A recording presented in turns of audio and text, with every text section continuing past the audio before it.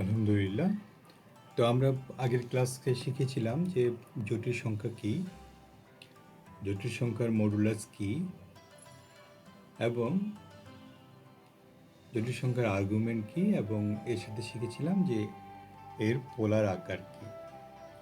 আমরা যদি কেউ কনফিউজ থাকি তাহলে আমরা আগের দুটো লেকচার ভালো করে দেখে নিব এবং তারপরে আমরা এই লেকচারে কিছু সমস্যা নিয়ে আলাপ করব এবং ইনশাল্লাহ আমরা তা সহজেই বুঝতে পারবো যদি আমরা এই তিনটা বিষয়ের বেসিক কনসেপ্ট আমাদের মধ্যে ক্লিয়ার থাকে। তো যেমন দেখো একটা প্রবলেম, এটা আসলে রূপন্তী প্রকাশনীর বইয়ের হিসাবে লেখা আছে 3-2 নাম্বার।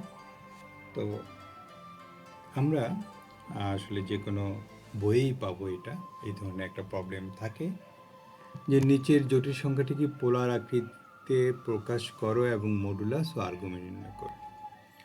তো আমরা তো আগে শিখেছিলাম যে পোলার আকৃতি কি, মডুলাস কি, আর্গুমেন্ট কি। তো যেহেতু 1+3i, যদি এটাকে আমরা জটিল সংখ্যার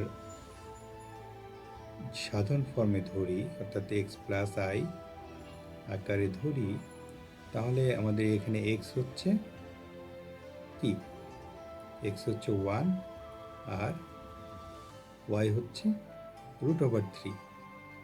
তাহলে আমাদের মডুলাস ছিল, মডুলাস অফ z কি ছিল, √x² + y²। তাহলে r = √x² + y², that is ultimately 2।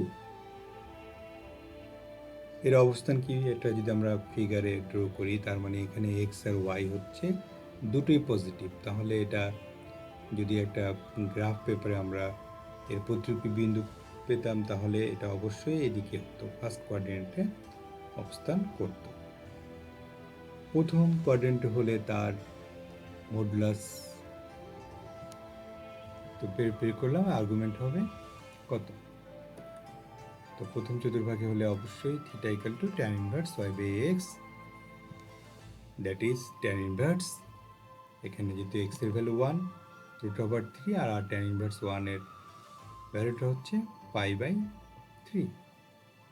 তো খুবই সহজ অঙ্ক, খুবই সহজ ব্যাপার, যদি আমাদের প্রি কনসেপ্টগুলো অর্থাৎ মডুলাস, আর্গুমেন্ট, পোলার আকার এগুলো জানা থাকে। যদি কারো ক্লিয়ার না থাকে তাহলে তাদেরকে আমি বলবো যে আগের দুটো লেকচার, অর্থাৎ লেকচার 1, লেকচার 2 দেখে নেওয়ার জন্য। পোলার আকৃতি i = √3i, তাহলে আলটিমেট হচ্ছে r cos θ + i sin θ। তাহলে যেহেতু থিটার মান পেলাম আমরা কত, π/3, তাহলে আমরা এটা বসিয়ে দিলেই আমরা সহজে পেয়ে যাব। অ্যান্ড দেয়ারফর মডুলাস = এত, আর্গুমেন্ট = এত। সেম আরেকটা অঙ্ক, যেই সংখ্যাটিকে, তাহলে ওই একই ব্যাপার হলো, এখানে কত, এখানে x হচ্ছে -1, y হচ্ছে √3, তাহলে মডুলাস কত, √x² + y²। এখানে একই অবস্থা, 2 পেলাম। এখন আর্গুমেন্ট নির্ণয় করতে গেলে, যেহেতু এটা দ্বিতীয় চতুর্ভাগে, যেহেতু -1, তাহলে -1 এখানে হবে, এই সেকেন্ড কোয়াড্রেন্ট হবে। সেকেন্ড কোয়াড্রেন্টে আমাদের কত ছিল, সেটা ছিল π - এত। তাহলে আমরা বসিয়ে দিই y এর ভ্যালু, x এর ভ্যালু যদি বসিয়ে দিলে কি হবে, tan inverse √3/1, that is ultimately, এটার ভ্যালু হচ্ছে tan inverse √3 মানে হচ্ছে π/3,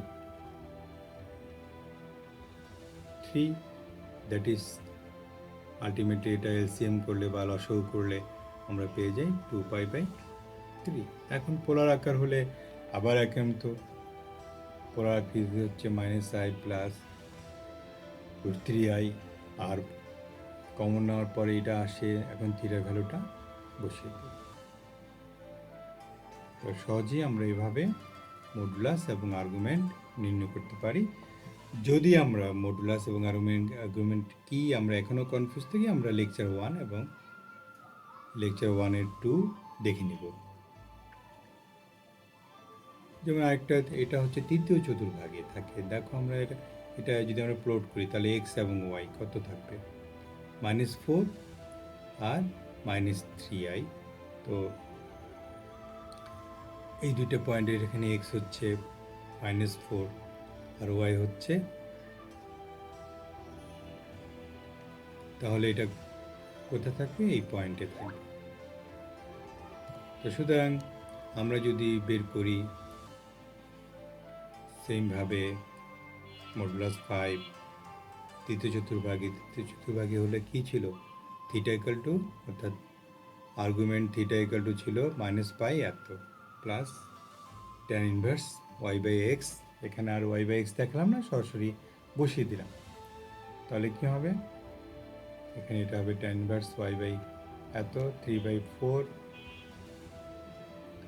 এখন যেহেতু তোমার মনে হতে পারে এখানে কোনো ভ্যালু, যেহেতু এখানে রেগুলার কোনো ভ্যালু নাই, আমাদের এইটাই ভ্যালু, তারপরে এভাবে বসিয়ে দিলাম। যেখানে theta equal to tan inverse pi minus tan inverse 3/4, that is modulus এত আর্গুমেন্ট এত। এই ধরনের ক্ষেত্রে আর থিটার ভ্যালুটা বসানোর দরকার নেই, এখানে লিখে দিলেই হবে। একইভাবে এটা চতুর্থ চতুর্ভাগে, এটা দেখো আমরা আর বের করলাম, তারপরে যেহেতু এটা এক্স আর ওয়াই 2 2, অর্থাৎ এখানে ভ্যালুটা হবে। সুতরাং আমরা চতুর্থ চতুর্ভাগে হলে আমাদের থিটার ভ্যালু হচ্ছে -tan ইনভার্স y/x। তা বসিয়ে দিলে আমরা কি পাই, tan ইনভার্স 1 tan ইনভার্স 1, কারণ tan minus theta equal to tan theta, সেই হিসেব করে -π/4। তো তারপরে পোলার আকৃতি আমরা সেমভাবে বের করতে পারি এবং বসিয়ে দিলেই পোলার আকৃতি হয়ে যাবে। তো আশা করি তোমরা বুঝতে পেরেছ।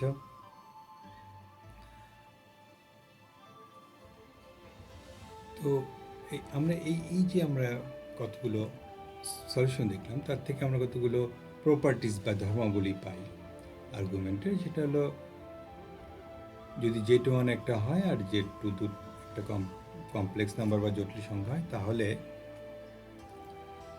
এই দুটো মডুলাস, এই দুটার ইন্ডিভিজুয়ালি মডুলাস মাল্টিপ্লাই করলে একই পাবো আমরা। সেমভাবে যদি ডিভাইড করি, তাহলে আমরা ইন্ডিভিজুয়ালি ডিভাইড করলে যা হবে তা একই রেজাল্ট হবে। একইভাবে আর্গুমেন্ট যদি আমরা পাই, তাহলেও এটার মাল্টিপ্লিকেশন এটার দুটার আলাদা আলাদা যোগফলের সমান হবে, ডিভাইডটার বিয়োগফলের সমান হবে। তো তোমরা একটা করে দেখবা, আগে যে কোনো, ধরো এখানে এলো 1 দিলাম, 1 প্লাস 1 দিলাম, আমরা সহজ করে একটা বোঝার জন্য দিচ্ছি। আর এখানে 2 দাও, এখানে 2 দাও, তাহলে এখানে মডুলাস কত হবে দেখো। এই দুটো যদি মাল্টিপ্লাই করে একই রেজাল্ট আসবে। দেখো এগুলো সবগুলোকে স্যাটিসফাই করবে। তো তোমরা এটা করে নিবে। যদি কেউ কনফিউজ থাকো তবে আমাকে কমেন্ট বক্সে জানাবে, অথবা ব্যক্তিগতভাবে যোগাযোগ করবে, আমি আবার তোমাদের প্রুফটা দেখিয়ে দেব। অনুবন্ধী জটিল সংখ্যা বা কনজুগেট কমপ্লেক্স নাম্বার, এটা তো তোমরা বীজগণিতে শিখে আসছো যে প্লাস বি এর কনজুগেট বা অনুবন্ধী হচ্ছে a মাইনাস বি, আবার a মাইনাস বি এর কনজুগেট হচ্ছে বা অনুবন্ধী হচ্ছে a মাইনাস বি। জটিল সংখ্যার একই ব্যাপার। যখন একটা জেড হবে, তখন এই অনুবন্ধী বা এর কনজুগেট বোঝাতে এটাকে উপরে একটা বার সাইন দেওয়া হয়। তো এটা যদি এমন হয় জেড ইকুয়াল টু, তাহলে জেড বার হবে এক্স মাইনাস আই ওয়াই। তো এখন দেখো যে যদি জেড বার হয় সেটাও আসলে জেডের সমানই হয়, কারণ এখানে যেহেতু হোল স্কোয়ার করলে আলটিমেটলি পজিটিভ নেগেটিভ দুই ক্ষেত্রেই কী হবে, root over x square plus y square. যদি কোনো জটিল সংখ্যা তার অনুবন্ধী জটিল সংখ্যার মডুলাসের সমান, পুনরায় Z into Z bar equal to কী হবে, এখানে আমরা A plus B into A minus B এর যদি ফর্মুলা ফেলাই তাহলে হবে A square minus B square. তো A square minus B square হলে কী হতো, এটা মাল্টিপ্লাই করলে এটা বাদ, এখানে হতো এ স্কোয়ার, এখানে হতো minus i square minus y square, তাহলে মাইনাস আই স্কোয়ার মানে কত, -1, তাহলে ultimately x square plus y square হতো। তাহলে আমরা এটা হোল স্কোয়ার দিয়ে লিখতে পারি। তাহলে এটা ভ্যালু, এটা কার ভ্যালু, এটা হচ্ছে মডুলাস অফ জেড। তার মানে এই হোল স্কোয়ারটা যদি এখানে চলে আসে তাহলে এইভাবে রিলেশন একটা বিল্ড আপ করা যায়, বা এরা রিলেশনটা মেনটেন করে। জেড ইন্টু জেড বার, অর্থাৎ দুইটা কমপ্লেক্স সংখ্যা বা এবং তার অনুবন্ধী কমপ্লেক্স সংখ্যার ইহা গুণফল হচ্ছে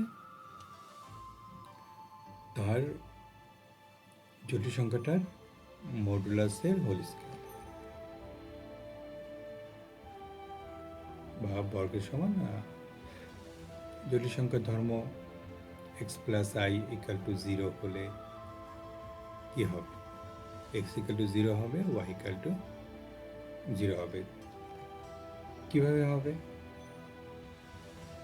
কারণ যদি দুটো সংখ্যার এখানে তো ইকাল টু 0, তাহলে এক্সের ভ্যালু যদি 0 হয় এবং ওয়াইয়ের ভ্যালু 0 হয় তবেই পসিবল এটা 0 হওয়া, তাই না? সেই জন্যই এভাবে লেখা হয়। এরকমভাবে একইভাবে এক্স প্লাস আই যদি আই হয় তাহলে এখানে এক্স হচ্ছে অর্থাৎ বাস্তব অংশের সমান, আর অবাস্তব পার্ট অবাস্তবের সমান। অনুরূপভাবে দুটি অনুবন্ধী জটিল সংখ্যার যোগফল এবং গুণফল উভয়ই বাস্তব সংখ্যা। দুইটি অনুবন্ধী জটিল সংখ্যার যোগফল এবং গুণফল, কারণ কি, 2 প্লাস আই, এটা বা কত 2 মাইনাস আই, তাহলে কি হয়, এটা যদি যোগ করে দিই আমরা তাহলে আলটিমেটলি কী হবে, এটা 0 হয়ে যাবে, আলটিমেটলি 4 থাকবে, তাহলে এটা বাস্তব সংখ্যা। এটাকে হোল স্কোয়ার করলেও কী হয়, 2 স্কোয়ার মাল্টিপ্লাই করলে কী হবে, 2 স্কোয়ার প্লাস 1 স্কোয়ার, তার মানে ওইটাও বাস্তব সংখ্যা। তো এটা প্রমাণ আসলে আমরা এভাবে দিতে পারি, যে কোনো লিখলে যদি গুণ করা হয় তাহলে তাকে বাস্তব সংখ্যা পাওয়া যায়। তো থ্যাংক ইউ ফর ওয়াচিং, ভালো থেকো। পরবর্তী লেকচারে কমপ্লেক্স নাম্বার বা জটিল সংখ্যার বাকি অংশটুকু আলোচনা করব ইনশাআল্লাহ।